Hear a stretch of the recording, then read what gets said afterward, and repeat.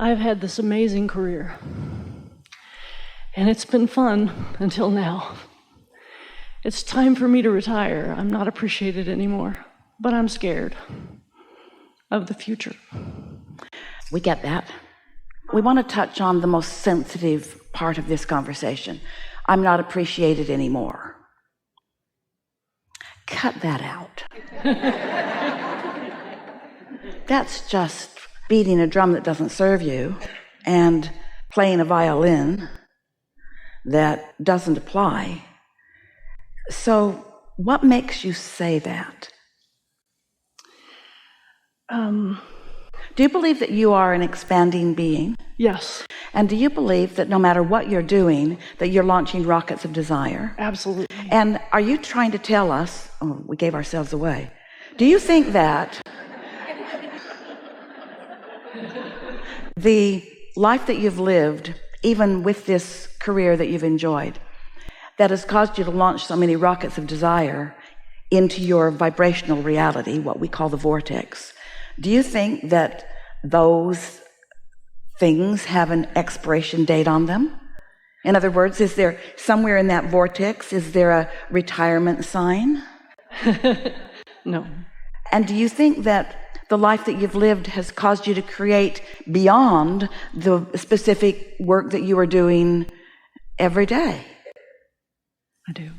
And do you think that your vortex has no appreciation or regard for you?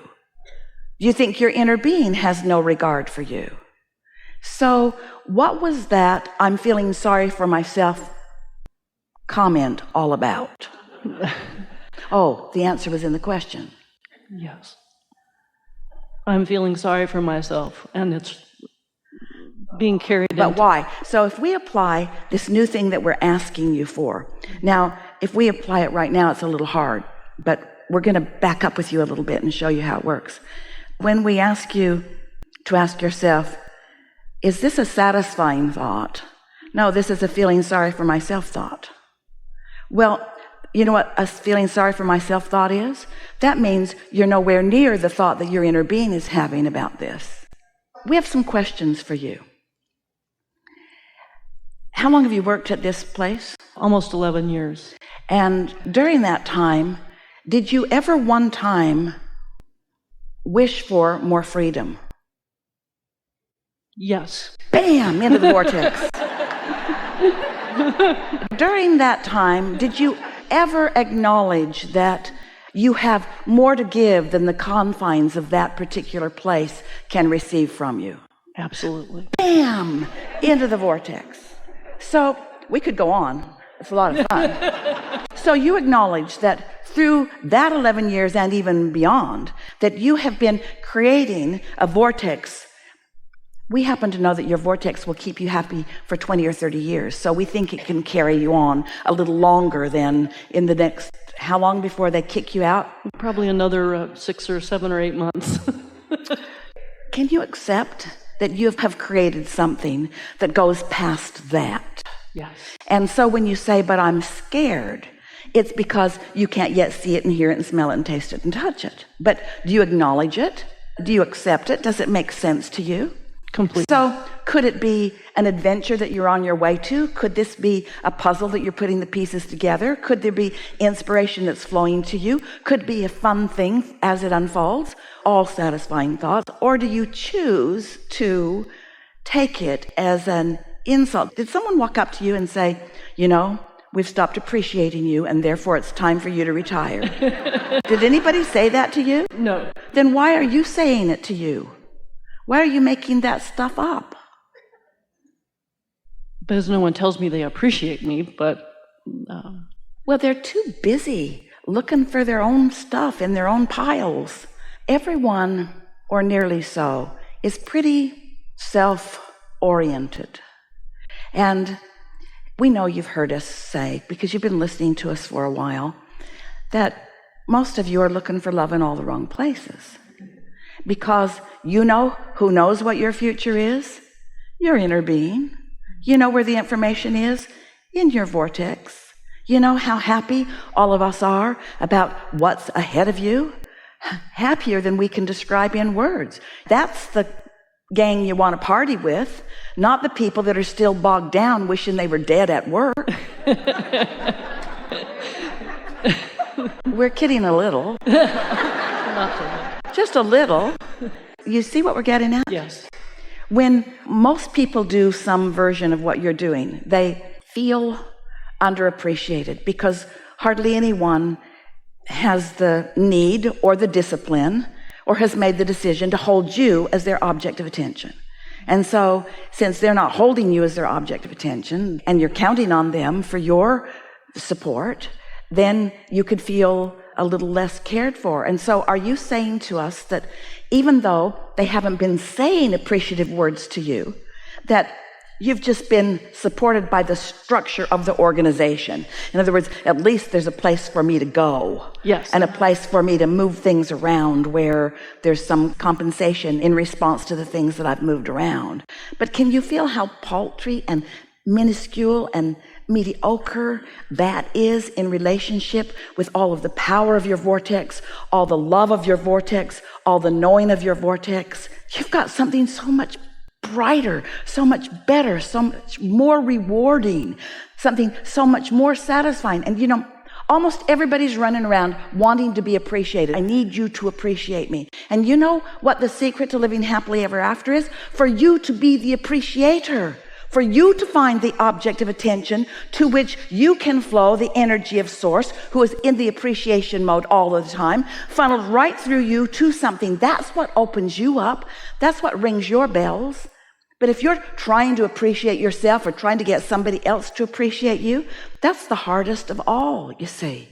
It really is the greatest flawed premise that humans have been enduring for all of humandom. Which brings us to the most important part of the seminar. So we've been talking to all of you about how law of attraction abounds and how you put things into the vortex. And then we wrote a couple of books really wanting to encourage you to get into the vortex, find the vibrational frequency of the vortex and get in there. And you understood it conceptually, but you would say, how do I get in? Where's the door? Why won't the door open? So then we began saying to you, you know, it's not a real door. You do know that. And it's a vibrational frequency, and you're a vibrational frequency. And so if you are somewhere in the vicinity of the vibrational frequency of the vortex, then you can be the receiver of what is known by your inner being who is in your vortex. Impulses and ideas, just an impulse to go somewhere or to be at a certain place. These impulses are just really wonderful the way they flow to you, but you've got to be in the receiving mode in order for that to happen. So most people run around not in the receiving mode, which is also a feeling of satisfaction. They run around not in the receiving mode, and yet they are receiving something. Now, here's what we mean by this. When you are focused in a way that you feel good, that means you don't have resistance in your vibration. When you don't have resistance, then your vibration rises. And when your vibration rises, now you have the vibrational equivalency of the vortex, of your inner being, of all the things that you're asking for. And under those conditions, you get good ideas and you feel happy. You feel satisfied. Receiving mode, satisfaction mode, same mode.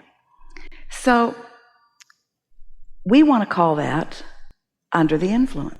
Esther's going to create some dash cards for you. She thought about bumper stickers, but she didn't think it was good for you to run around town with a bumper sticker that said under the influence.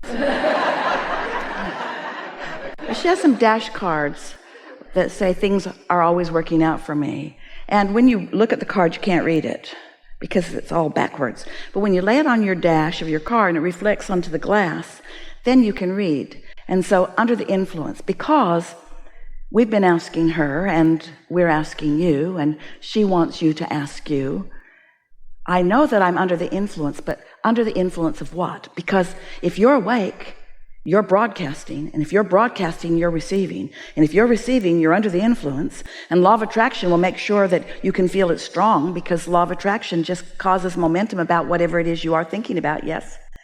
So the question that we want to put to you, that we'd like you to really consider, is, what am I under the influence of? Am I under the influence of my inner being who's in my vortex, who not only recognized everything that I put there as I lived it incrementally, but knows how it all gathered together, knows what it is, knows who I really am, what I've evolved to, and is offering constant guidance about that? That's under the influence. Or you could be under the influence of CNN. You could be under the influence of something you're watching on television, or somebody who is upset with you about something. In other words, what influence are you under? And here's the key. If you feel satisfaction, you can know you are in this moment under the influence of your inner being. And whatever thoughts and ideas that come to you are going to be good ones. But if you are pensive or worried or ornery or grouchy, if you're not appreciating and not feeling appreciated, then you're not under the influence of Source. You're not under the influence of your inner being, but you are under the influence of something. And that's worth talking about, because momentum is momentum is momentum is momentum. You can't stop all of a sudden, stop feeling not appreciated, because you've practiced it too long. So all of a sudden you can't say, okay, Abraham, you're right. From now on, I will feel appreciated when I go to work. No, you won't. You're not going to do it all at once. But if you understand what we're saying here, and you just take away from this conversation this very small analogy, I'm always under the influence of something. If I'm broadcasting, and if I'm awake, I am. I'm always under the influence of something. Am I under the influence of my inner being, who adores me and appreciates me, and I feel that satisfaction and more? Or am I under the influence of people who are too busy, of people who are worried about their own lives, of people who haven't been practicing the receiving mode maybe their whole life, and maybe sometimes they stumble into it? See, that's what tricks you. Sometimes a person, without even knowing how they did it, will stumble into alignment. And sometimes they'll hold you as their object of attention while they're in alignment. And oh boy, does it feel good. And then you get dependent on something that isn't stable, because they're going to go home and have a fight with their mate, or they're going to try to wrestle their kids to the ground who won't listen to them, or they'll try to gather more money when they don't have enough. You don't know what's going on in people's lives. You don't know what influence that they're under. And to count on them to be your sustenance, your refreshment, we don't recommend that. So over time, we've offered lots of processes to help you lean more in the direction of the receiving mode. We've talked about upstream and downstream, and we've talked about pivoting. In other words, if you've been listening, we've been endless in our great ideas of things that you could do to feel more like that. And these days, what we are really recommending is that you take time in every day just to quiet your mind, because when you meditate and quiet your mind, when you stop thought, you stop resistant thought, and when you stop resistant thought, your vibration rises, and when your vibration rises, you're in the receiving mode. And if you do that on a regular basis, 15 or 20 minutes every day, you've got it covered. You'll hear your inner being, because you know your inner being never stops being aware of you, not for one moment. And if you ever feel lonely, you're not looking. You're missing something that's there. It's like you've tuned your own radio dial right out of the frequency of this strong signal that is always there.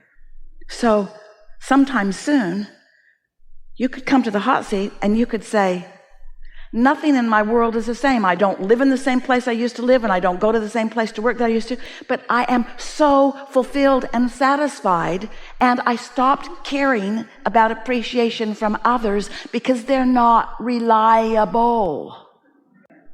You really put people in an awkward position when you say, I need you to love me, and they say, I don't feel like loving you. And sometimes they even say, it's not you, it's me. At which point you want to say, yeah, I know it's you. And then say to them, yeah, I've been looking for love in all the wrong places for a little while, and I'm going to let you and everybody else off the hook. I'm no longer going to look for sustenance where it isn't. I'm going to look for it where it is. I'm going to get myself tuned in, tapped in, turned on, and I'm going to feel good. And I'm going to radiate it out to the world, and maybe somebody will benefit from it, and maybe they won't. But they shouldn't count on me for it, because I might radiate it and I might not. Yeah? Yeah. Enough? Really good.